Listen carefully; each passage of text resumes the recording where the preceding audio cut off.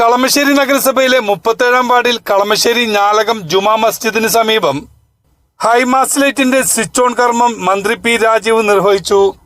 നിയമവ്യവസായ മന്ത്രി പി രാജീവിന്റെ ആസ്തി വികസന ഫണ്ടിൽ നിന്നും അനുവദിച്ച 4,60,000 രൂപ ചെലവഴിച്ചാണ് ഹൈമാസ് ലൈറ്റ് സ്ഥാപിച്ചത്.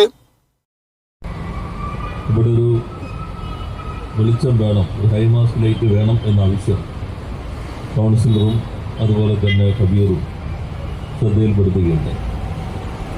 അങ്ങനെയാണ് നമ്മൾ 5 ലക്ഷം അനുവദിച്ചു. പക്ഷേ ടെൻഡർ വിളിച്ചു വന്നപ്പോൾ 4,63,000 ആണ് വർക്ക് ഓർഡർ ചെയ്തത്.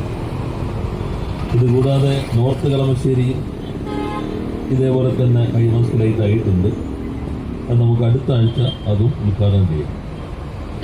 പിന്നെ ആര്യാസ് ജംഗ്ഷനിൽ ഒരു ലൈറ്റ് കൂടി ഉദ്ദേശിക്കുന്നുണ്ട്. അതിൻ്റെയും ഓർഡർ കൊടുത്തു കഴിഞ്ഞിട്ടുണ്ട്. അപ്പോൾ പിന്നെ ഇപ്പോൾ അപ്പുറത്തേക്ക് ഇൻ്റർനെറ്റ് ഒരെണ്ണം നേരത്തെ നമ്മൾ തുടങ്ങി. ഇനിയിപ്പോൾ ഹൈവേ വേറെ സ്ഥലമില്ല, എല്ലായിടത്തും ആവശ്യത്തിനനുസരിച്ച് ലൈറ്റ് വരും. ഇത് കൂടാതെ നമ്മളിപ്പോൾ HMT ജംഗ്ഷനിൽ ഒരു എയർ കണ്ടീഷൻ ബസ് നിപ്പോണുമായി ചേർന്ന് നമ്മുടെ പദ്ധതിയുടെ ഭാഗമായി അതിൻ്റെ നിർമ്മാണം അവസാന ഘട്ടത്തിലായി.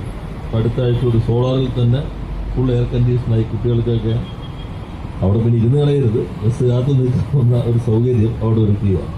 ഈ ഹൈമാസ് ലൈറ്റിന്റെ ഉദ്ഘാടനം നിർവഹിച്ചായി പ്രഖ്യാപിച്ച് വാക്കുകൾ അവസാനിപ്പിക്കുന്നു. എല്ലാവർക്കും നന്ദി.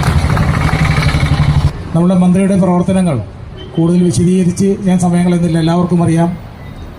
ഏതൊരു കാര്യത്തിനും ഒപ്പം നിന്നുകൊണ്ട് തന്നെ ആരോഗ്യ മേഖലയിലായാലും വിദ്യാഭ്യാസ മേഖലയിലാണെങ്കിലും യുവാക്കളുടെ യുവത്വത്തിനൊപ്പമാണെങ്കിലും ഏതൊരു മേഖലയിലും ഒപ്പം നിന്നുകൊണ്ട് പ്രവർത്തിക്കുന്ന ബഹുമാനപ്പെട്ട മന്ത്രി പി രാജീവ് അവർകൾ ഈ ഒരു ചടങ്ങിൽ എത്തിച്ചേരാൻ അറിയിച്ചു, കൃത്യസമയത്തിന് എത്തിച്ചേരുകയും ചെയ്ത അദ്ദേഹത്തെ ഈ ചടങ്ങിലേക്ക് ഞാൻ ആദ്യം തന്നെ. വാർഡ് കൗൺസിലർ റഫീഖ് മർക്കാർ അധ്യക്ഷത വഹിച്ചു.